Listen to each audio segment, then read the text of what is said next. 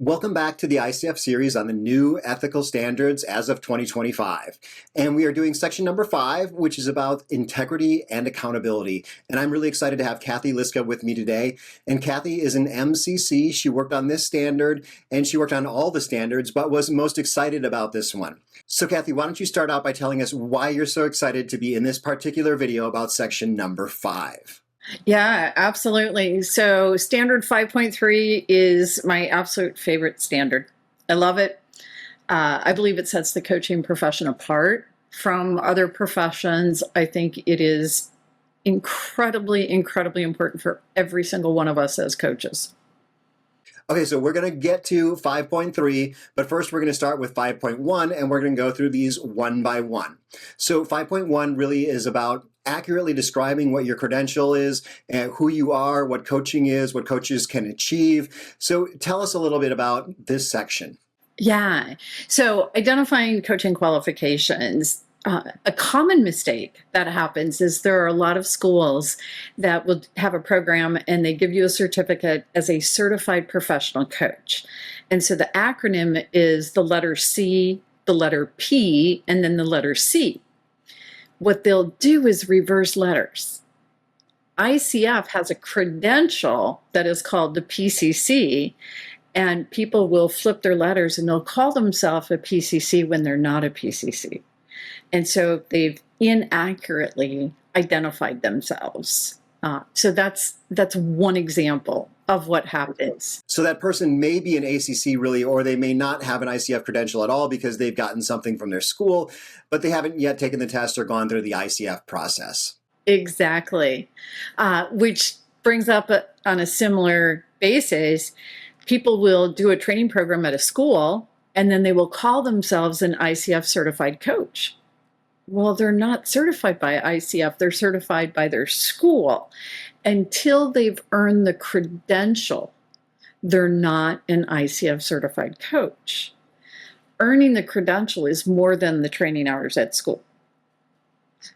School programs do have the mentor coaching. You have to get assessed on a recording, you have to log coaching hours, and you have to take the exam that you referred to. So there's a lot more involved in earning a credential. And ICF has 3 different credentials they issue, the ACC, the PCC, and the MCC. None of the schools have a program that's those same letters. It's just that people will reverse them sometimes. And it's really important because it's who you are, what you offer. Yes, and also because this does talk about the entire ICF ecosystem. This is talking about the schools are just as responsible for following these ethical standards as the individuals are. But let's take a look at 5.2, which is about the statements that you make. Tell us a little bit more about this one. Yeah, and of course this is challenging because people are promoting themselves as a coach and they want to put out this positive message and, hey, this is this wonderful thing and that kind of thing. Well, the challenge is you can't promise anything because you simply don't know. Ultimately, what a client achieves through coaching is based on that client. It's their choice what they're going to do and whether or not they follow through, etc. So what can a coach do? Well, you can share the research, you can share the studies, you can talk about the average return on investment and that information. You cannot promise that if somebody hires you as a coach, they're going to have a particular result or outcome. Yeah, and that's so common these days. You'll see on the internet commercials guaranteeing that you'll lose weight or guaranteeing that you'll make $1 million if you just follow this program. It's not really ethical to make those claims. It's not going to be a guarantee to have it happen. Well, let's go to 5.3, which is your favorite about doing good. Yes, I love that. And if you think about it, we all grew up with this idea of, in the medical profession, do no harm. You hear that in different ways. There's a lot more to it there than just those words. That's what everybody knows and remembers and understands.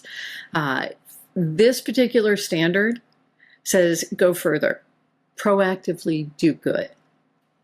I don't know of any other profession out there that has in their standards for people to proactively do good, seek opportunities to make a difference. And there's so much every single one of us can do. I can't fix the whole world or save the whole world. I can do things within my sphere of influence. Yeah, earlier we kind of talked about not going up to you having your toes on the line of an ethical standards, but to really exceed the ICF ethical standards. And I think that's really a lot of what this one brings home is the do the best you can. So I think we were chatting earlier, you had some other examples with equity. And this has been my favorite standard since it came out with the last ethics review. It's in our current code of ethics too.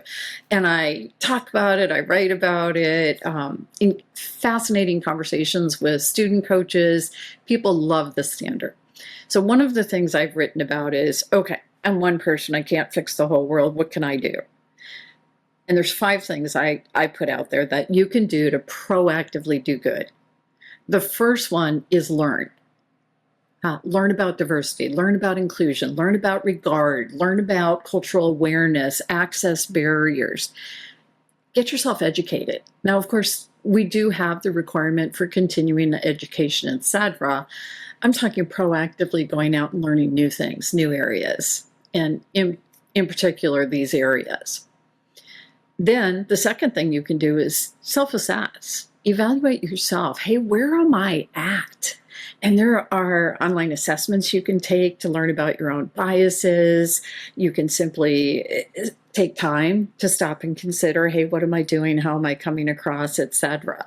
And that leads into number 3, which is having a self-reflective practice, which is part of our competencies, is having that self-reflective practice and really considering, hey, what am I doing? What's the impact of what I'm doing and how I'm doing it?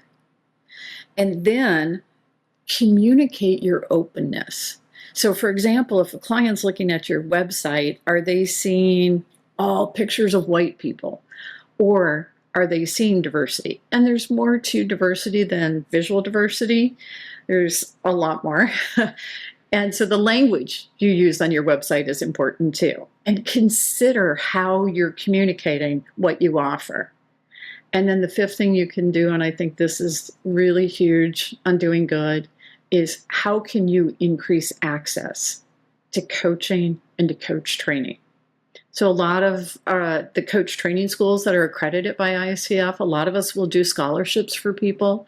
There are a lot of people that will do sliding scale or pro bono coaching or work with nonprofits. There's so many ways that in addition to serving clients, and yes, everybody has to make a living, you can also be giving back and increasing access for people who cannot otherwise afford it. Well, thank you so much, Cathy, for bringing us this information about section number 5. There's one video left in the series about the Pledge of Ethics and a little bit of a recap. So we'll see you all in the next video.